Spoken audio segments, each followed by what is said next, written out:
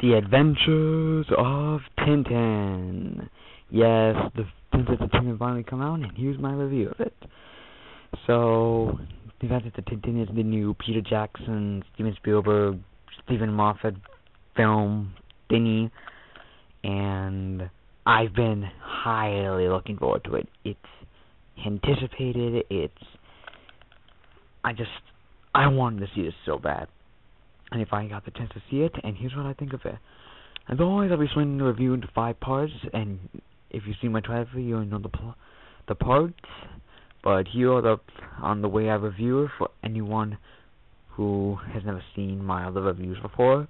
So I split each of my reviews into 5 parts, which will make up the most important elements of a film: plot, characters, plot, character development, acting, visual effects, and score. So, yeah, let's get right to it. Plot. Basically, the story is about Tintin, a boy reporter who finds a model ship of the Unicorn, a ancient 17th century ship which sailed the seas, which was long rumored to carry a secret cargo. Now, and then he gets wrapped up in a plot to find the secret of the Unicorn. To help him, what's this? Just one second. Okay, I'm back. Okay, now, as I was saying, Tintin gets wrapped up in a plot to find the secret of the Unicorn, and to help him stop it, to help him find it before the evil Sakharine does, he has the help of Captain Archibald Haddock, played by the wonderful Andy Serkis. Now, the plot, even though it may sound pretty simple, it's got a lot of twists. It has a lot of, and it goes everywhere. It goes from the Sahara, it goes from Belgium, it goes from everywhere. It's all the globe-trotting adventure, and personally, I think it's actually a pretty good story. And when you get down to it, it's all about the characters and the way the journey unfolds, and that's what I really love about it. And then there's the adventure aspect, which is done really well in the film. It gives you really a sense that Tintin really knows what he's doing, and he's going on this adventure around the world to find this lost secret cargo, which, spoiler alert, it's treasure. So, yeah, that's not really a spoiler because obviously it's pretty predictable for something that has been compared to Indiana Jones. So, yeah.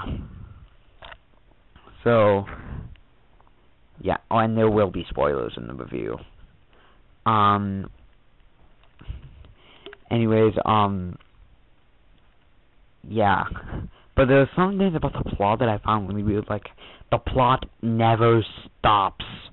Or the entire movie never stops. Like, it never allows you to take a breather and just take in the wonderful animation it has. It never slows down. It never stops. It won't stop. It just keeps going. And that's what I think I hate about it. Because when I was going to see a film, I wanted to stop at points and just let you take in the atmosphere. Like in The Dark Knight and like The Dark Knight, Inception, let's see, Spider-Man, and most of the Pixar films. This film never stops, and normally that would work for an adventure film, but this is such a fast-paced adventure film, and there's so much going on, is that it can get really nauseous at times. And I saw this in IMAX 3D. So at the end of the film, I was actually feeling a bit lightheaded because it was just, it just kept moving. So, yeah, that got really annoying at times, but that's just a minor complaint. But besides that, the plot was pretty good. Now, character development. This is more of a origin story for Tintin. It's like part 1 in a series, so like the beginning of the series. So, of course, the character development is more just going to be about the characters themselves instead of just how the characters develop in the previous films. There were no previous films. Well, there were previous Tintin books and movies and stuff, but this is a totally new adaptation, so I'm treating this as an entirely new franchise. So basically, Tintin is an optimistic, very intelligent, reporter who he's a boy and I don't get why he's all doing this. He has a gun and he's living alone, which I never got, but it was never explained in the movie. I doubt it's explained in the comics either, but that's just a minor nitpick again. He reminds me a lot of Indiana Jones, although he's a lot more quicker. He doesn't have a whip. But he has a gun, at least. Captain Haddock is the real hero of this movie. He was amazing. I loved Captain Haddock. I love Andy Serkis. If you don't know who Andy Serkis is, he did Gollum, Caesar in Rise of the Planet of the Apes. He did King Kong. And he did really well. And I think he was the most enjoyable character in the movie. He was funny. He could be serious at times, but he was lighthearted. He was an alcoholic. Yeah, an alcoholic in a kids film. You never expected that, but oh well. He at the end he becomes the real hero. He's like the one who saves the day. So, and yeah. Then there's Thompson and Thompson, who are two bumbling police officers who have this subplot about a pickpocketer, which is pretty funny, amusing. It doesn't last too long, but it's pretty amusing. I mean, it's important to the plot because it has like Tintin's wallet, and besides Tintin's wallet, it's like one of the scrolls that have clues to finding out the secret of the unicorn. Again, that's a big so yeah. The villain, Sakharine, he's played by Daniel Craig, who, again, I love Daniel Craig. He's good as James Bond, and he's good in other movies. He's in The Ghost of the Dragon Tattoo as well, which came out the same day, so Daniel Craig was taking up the Christmas season this year. He plays Sakharine, the villain, who I heard is not the villain in the actual comic this one is based off, but oh well, I thought he was a good villain.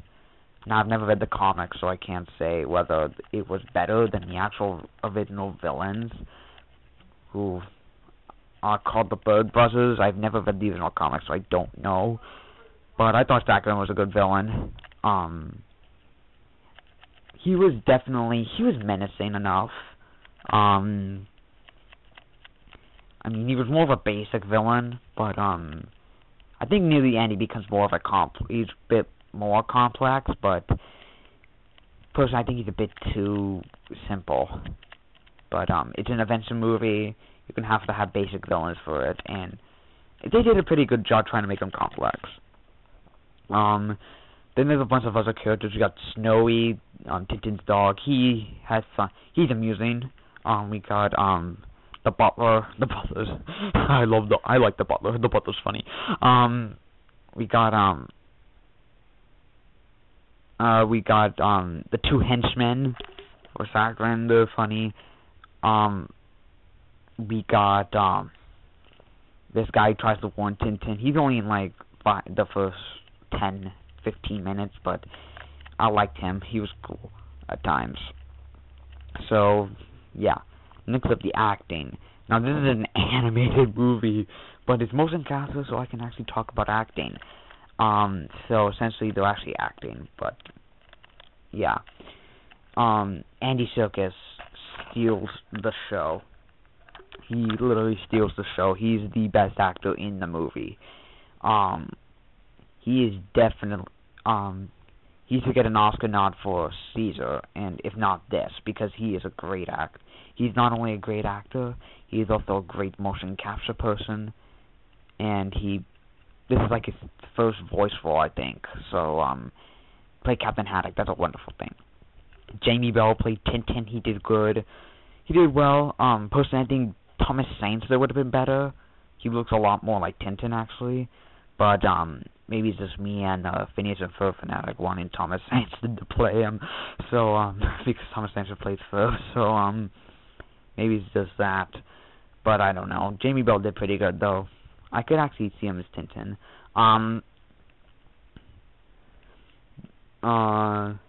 Daniel Craig, again, he did pretty good as Zacharin. He was, Daniel Craig shouldn't play villains, honestly, actually.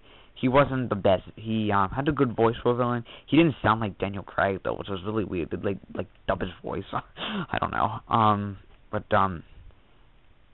I forget who played the Thompson and Thompson, but, whoever they were, they got two really funny people to play them because they have the funniest voices. They are very, very amusing, and they did really good.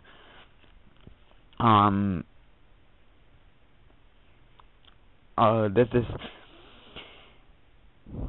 think that's all the main actors in the film. There's other actors as well. I really don't remember them. Snowy was CGI, was not motion capture. Heck, so that's really weird. That's really, really uncommon. I've never seen that before.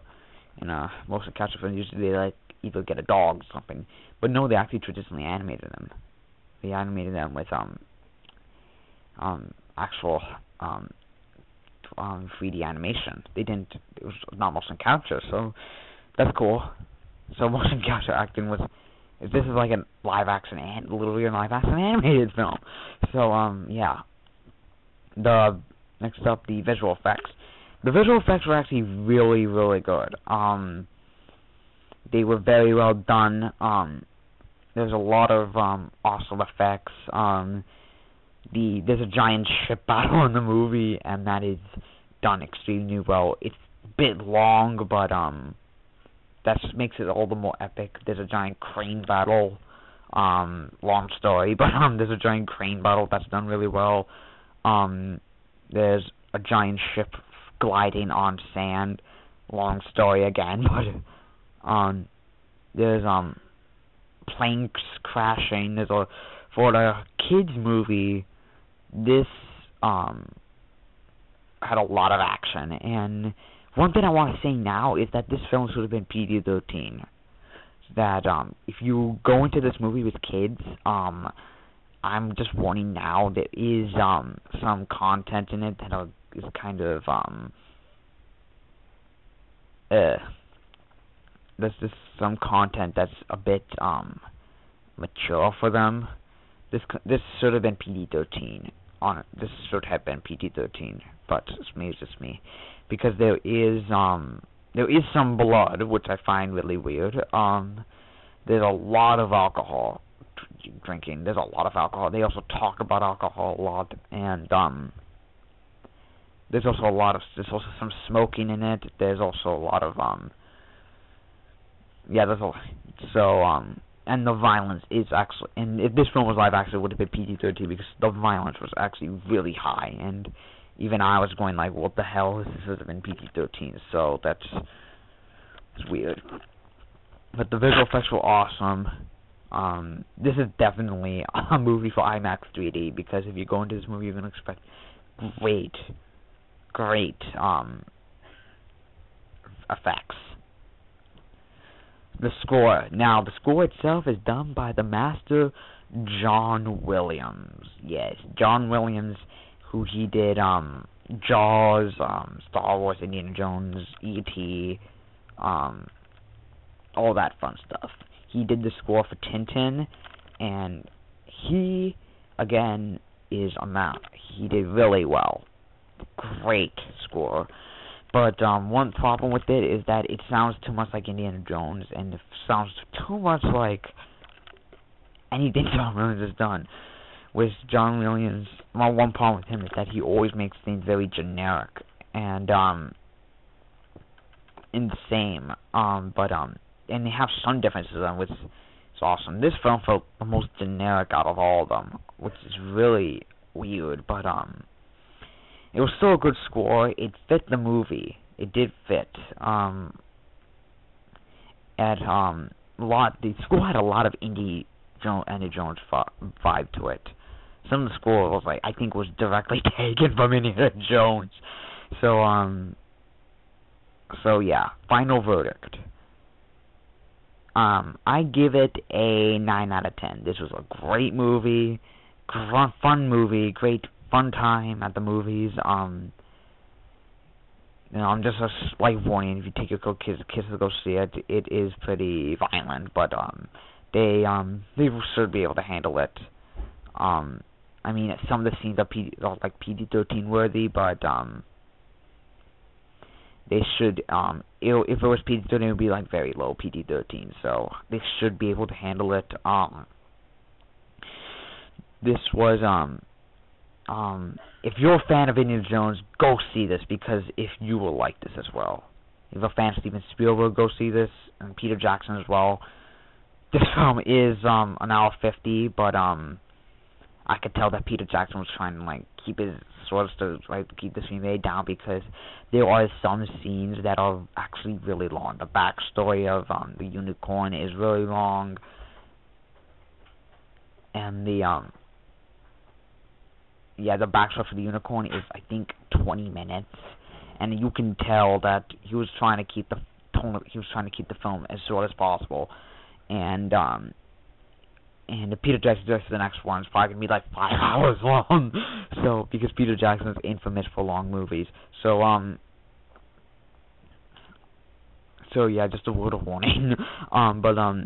Stephen Moffat wrote the script, and it's a very clever script. Lot of good lines. You're going to enjoy the characters. You'll get into the story. The acting will be good enough for you to believe that they're actually there. The animation looks a bit creepy at times, but it's motion capture, so yeah. But the effects will keep the young teenage guys interested, like it did me. And the score is wonderful. So yeah, give this film 9 out of 10, and so yeah. And MegaPixarfan is out. Peace!